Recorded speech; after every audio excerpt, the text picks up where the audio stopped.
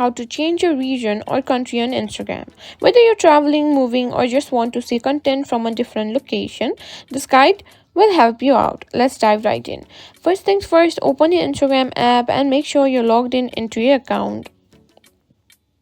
If you're not, go ahead and log in.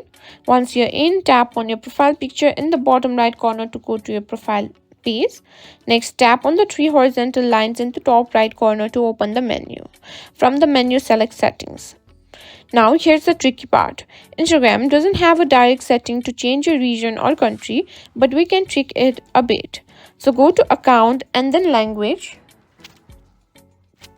Now choose a language that is commonly spoken in the country you want to switch to.